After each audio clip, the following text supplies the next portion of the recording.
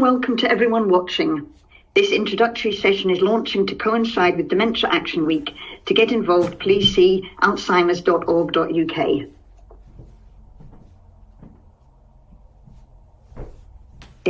Thank you all for joining me. I'm Susie, and I was one of the first BAPO members to complete the Dementia Champion programme. Initially, the course very much focused on policy and evidence side of things, so although this was interesting, it wasn't until we started getting into the practical aspects that the relevance of what I was learning became apparent to me as an orthotist. Applying this new knowledge and skills during my clinical practice highlighted the real difference I could make to people with dementia who sought my assistance. Helping people to make positive lifestyle choices, as well as facilitating shared decision-making, can provide real benefits for people, the people we see. Thank you to Alzheimer's Research UK for agreeing that I may share this short video with you. This organisation, along with many others, have lots of useful information on their websites if you wish to learn more. Our brains are responsible for every thought, every feeling, every memory, every word, in fact, everything we ever experience. They are the most complex structures in the universe. They give our world shape, perspective, and meaning. But dementia can take all that away. Bit by bit, our world becomes smaller. It can make us forget things we once knew well, and make even the most simple of tasks impossible. But looking after our brain health can reduce the risk of this happening. By keeping connected, staying sharp, and doing the kind of things we do to maintain a healthy heart, we can reduce the risk of dementia. It's time that we started to protect our brains and all the amazing things they do. It's time to think brain health, and we can show you how. Visit thinkbrainhealth.org.uk. It's worth recognising that each country and many organisations within the United Kingdom have their own priorities and strategies in relation to brain health and dementia. As a national organisation, BAPO and its members can take advantage of this wealth of information. For example, Scotland is among the first countries in the world to develop a government-sponsored standalone research strategy for brain health and dementia. This initiative is a pioneering partnership between Alzheimer's Scotland, the Centre for Dementia Prevention at the University of Edinburgh, and the Scottish Government. Linking long-term prevention with short-term practical and advice and support provides hope, as well as the ability to live well with dementia. So, what is dementia? Dementia is a term used to describe the symptoms that occur when the brain is affected by specific diseases and conditions. Therefore, it doesn't present in one single form, but rather as a collection of over 200 subtypes, according to the organisation Dementia UK. Many of these are very rare, so most of us are only familiar with the main types. The 5 most common presentations are Alzheimer's disease, vascular dementia, Lewy bodies dementia, frontotemporal dementia, and mixed dementia. Thank you to Alzheimer's Research UK for letting me share with you this short video of some people talking about dementia.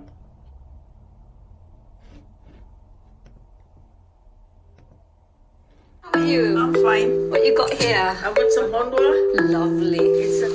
How's your uncle doing now, Lucky? He's not too bad at the moment, Rani. He's getting there slowly. He's on his... My uncle was diagnosed with dementia when he was 77 years old. I have an uncle as well. He has dementia. Mm-hmm. With my uncle, I noticed he had a really aggressive temper. My uncle's behaviour was completely changed. We are very close. He's a lovely uncle. But it was sad to see him go through that. And we all help each other. He was kind of sometimes forgetful. He's gone very slow in walking pace. Yeah, my mom, she can remember everything, but short term she can't remember if you're talking about something and 5 minutes she forgot. Dementia often affects the memory, but there are other symptoms too, such as hallucinations, confusion, imbalance, or walking problems. I think in our community there's a lot of lack of awareness. People don't know about dementia at all. It will be a great help for the community to come out and talk about these things. It's like a misconception, isn't it, thinking that, it only happens to older people. It's the old age, but it's not. But dementia is not an inevitable part of aging. It is actually caused by diseases in the brain. As I'm a diabetic type 2, I understand I am a greater risk to get a dementia. And I think I can try and reduce my blood pressure, my cholesterol that way as well. I think you're absolutely right. The most important thing that we need to raise awareness is how can a person keep healthy. There are lots of ways that you can reduce the risk of dementia, such as keeping active, good healthy diet, and looking after your heart.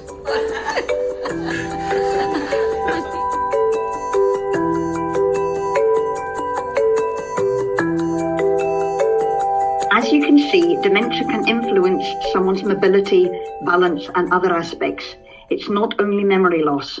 Many of the people seen in a prosthetic orthotic clinic are likely to have other conditions that can predispose them to be at higher risk of developing dementia, for example, stroke or diabetes. So it's important that we are aware of the evidence about what influences brain health.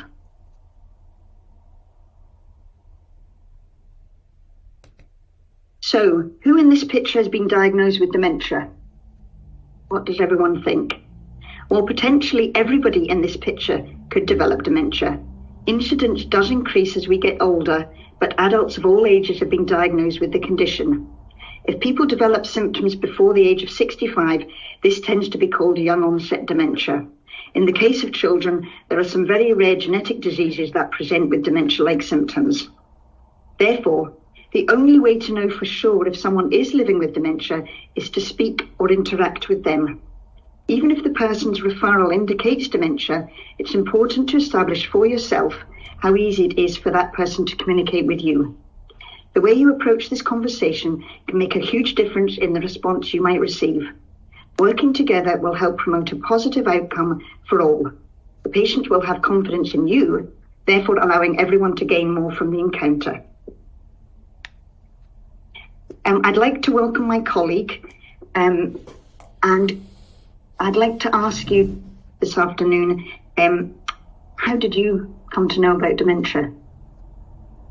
My family had my gran who was diagnosed with dementia, more specifically with Alzheimer's. My grandfather's recently been diagnosed, and my partner's grandparents are also recently diagnosed with dementia.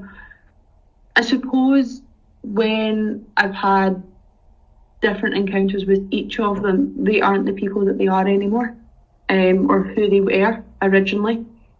They sometimes have periods of times where there's increased anger, frustration, because they can't communicate in the way that they want to. It opened my eyes to ask questions in different manners, to find something that might help them, to simplify discussions down, but to always include them into the family discussions. And in events where everyone was always there, we always kind of just had smaller group discussions. We don't like being in a busy environment all the time. When I come into the hospital, I often find waiting areas overwhelming for some patients. So having a spare clinic room for them to go into and just wait their own time in there, but not with the noise or not with the lights and other conversations around them. Sometimes I have to think about how we speak to them, as well as in having a discussion with family members. Quite often family members want to take over the consultation or aren't used to us involving patients within conversations. So the simple things of, can they choose the colours of their shoes or their orthosis, or if something's quite painful for them at this moment in time, can we find a way around that? I suppose because my own family have been affected by it, I always see every single patient as my own family member. I try and work out a way to discuss or to approach difficult discussions that they might have, or any other worries that they have in their heads at that time. At the end of the day, you want every single patient to feel as if they've left the consultation getting everything out of it. They want to leave still with dignity. And it's really important that as long as we can protect that we do. Thank you very much. That's really brilliant to hear your insights. Thank you. So to facilitate learning in this area, I've put together this framework. And it highlights various ways that you can engage to consolidate and develop your knowledge and skills. The top circle is today's session, linking with Dementia Action Week. The left circle shows an anonymous self-evaluation questionnaire which launches today. Completing this will let you assess your current knowledge and confidence, allowing you to plan your own development needs. Your responses also will be used collectively to inform the second session, shown as the lower central circle. The plan for this second session is to examine identified themes and present principles which can be used to help support your daily practice. This tea time talk is due to run in September this year to coincide with World Alzheimer's Month. To generate the specific content for what hopefully can be a more interactive session, I'd like to encourage you to consider joining a Short Life working group to prepare and deliver this session. The Short Life working group will use gained feedback from the questionnaire and other sources to complete this task. See the central circle on the screen. Volunteering for the Short Life working group is an ideal way to demonstrate and evidence CPD under the 4 pillars of practice and or showcase any complementary talents you may have. If you already have good knowledge and skills in these subjects, then sharing your experience with others can be a great way for us all to learn more. If you don't feel confident, then learning through participation can be a really good way to consolidate new knowledge and gain skills. The circle on the right offers the option as a team to assess your care area to see how friendly it might be for people with dementia. If there is not something locally to use to assess against, I can provide you with a checklist or questionnaire. Carrying this out can be a really useful way to learn more about how dementia can affect someone and what simple things you can do to make it much easier for people. Often this is more about analysing your current way of doing things, not necessarily about redesigning aspects of the department. Therefore, it's really important to think carefully about the findings gained while considering the consequences of any changes you propose before actually taking any action. Therefore, to summarise, please complete the self-evaluation questionnaire, consider as a team assessing your care area, and or please volunteer for a Short Life working group. Thank you to NHS Education Scotland for allowing me to share this video with you. Here are some wise words to us professionals from someone with dementia. What I would say to the professionals is that you can pull me back, give me my life back and pull me into the light. And by the same token, ignorance, arrogance, couldn't care less, you can shove me down into the darkness and just cast me away. I can't do it. I need your help to do it.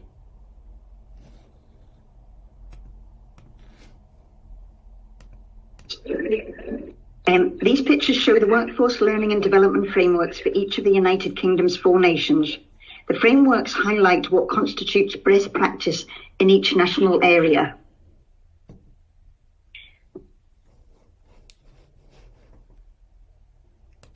This slide provides the website links to the learning and development frameworks shown on the last slide.